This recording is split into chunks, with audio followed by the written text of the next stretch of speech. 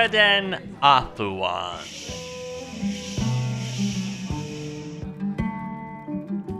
Every tale has its dark side, my friends.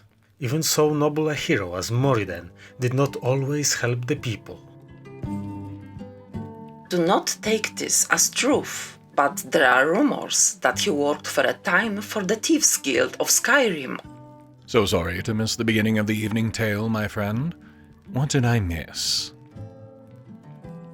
Though none alive would dare to besmirch Moriden's name, the rumors persist. Some claim that he finally fell to greed and avarice. Others, that he was forced into serving their desires. Oh. Well, of course it would be this part. Should have realized. Not like there's a great deal of my story left to tell. Despite what seems evidence that cannot be explained away, yet others claim that Moriden became one of the greatest of thieves, not for personal gain, but to once again save the people of Skyrim from the darkest of horrors. Oh, that's rich.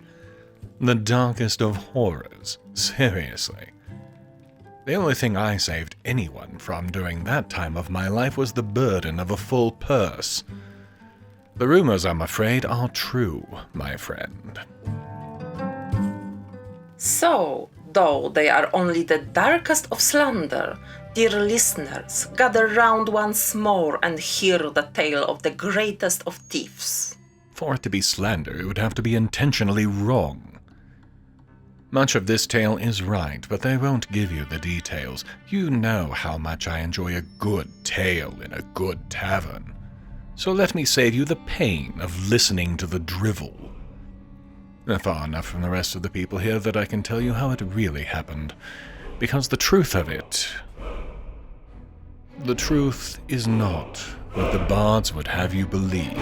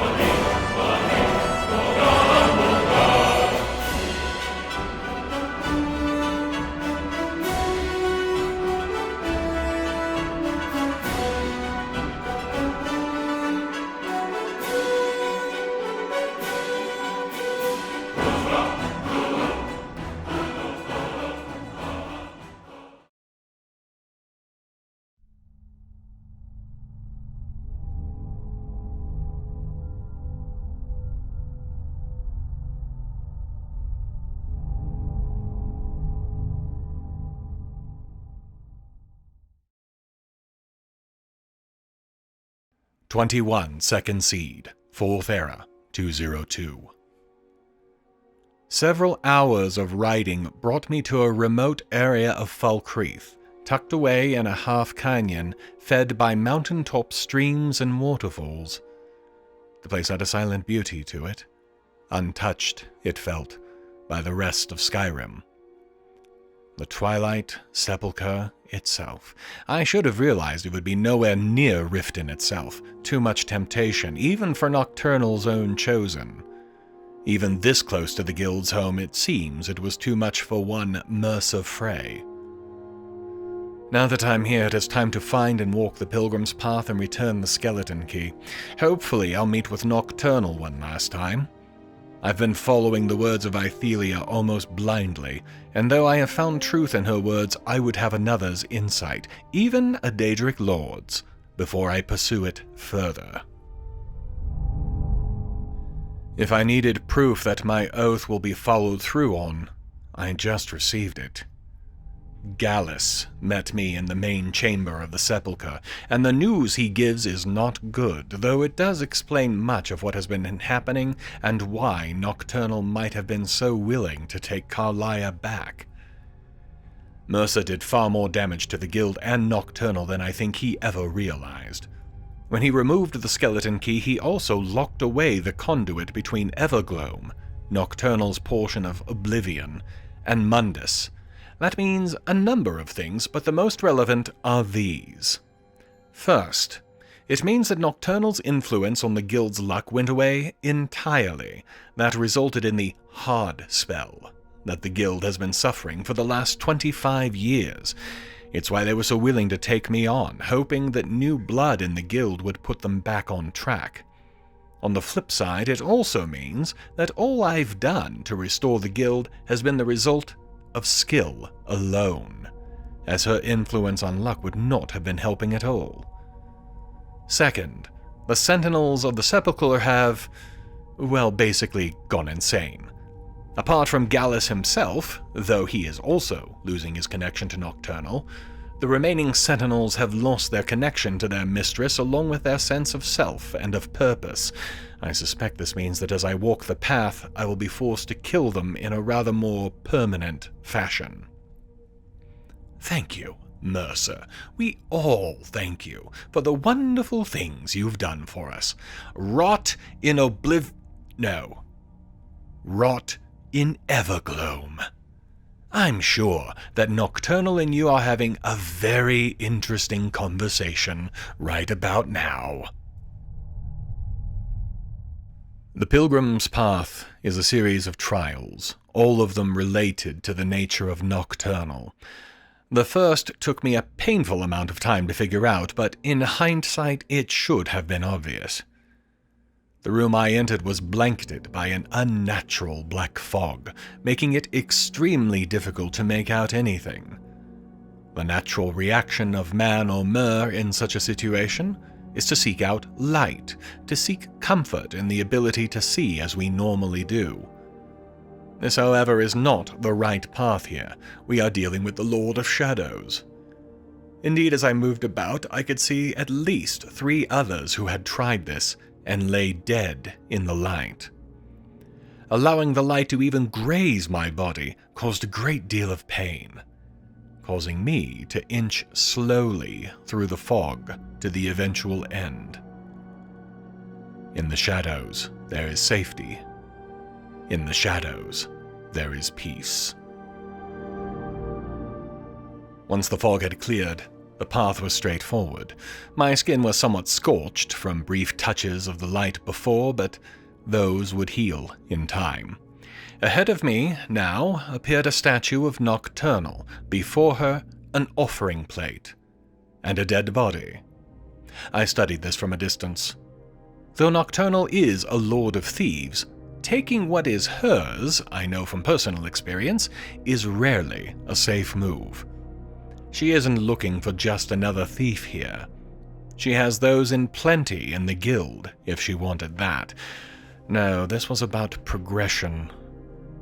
Devotion.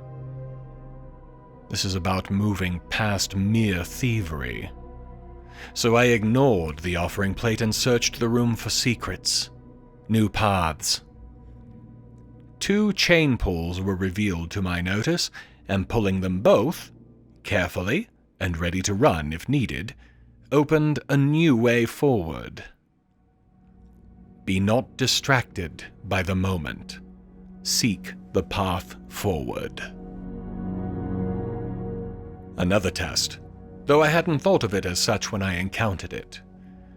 The path forward was clear and easy to follow, but just as I was about to enter it, a series of traps became immediately obvious. Now, there are 2 ways to deal with this situation. One would be, in a way, a test of agility. Can the traps be avoided using your own skills of timing, attention to detail, and speed? This is, in a way, the more brute force method. But a thief can use this, if they must. The second is to try and go around it. Seek a different path, one that is not so easily seen. True, I had done similar only moments before, but there are almost always alternatives. I found a door which opened at my touch, though I felt the power of the skeleton key being employed as well, so I cannot say for certain just how difficult the lock would have been to open. Seek for alternative routes. Brute force is not always the way. At last I reached a giant hole in the ground. No other way forward, no clever routes around. I paused for a moment, but seeing no way forward and knowing that there must be, I had to do something I found to be incredibly difficult. I had to trust in the process.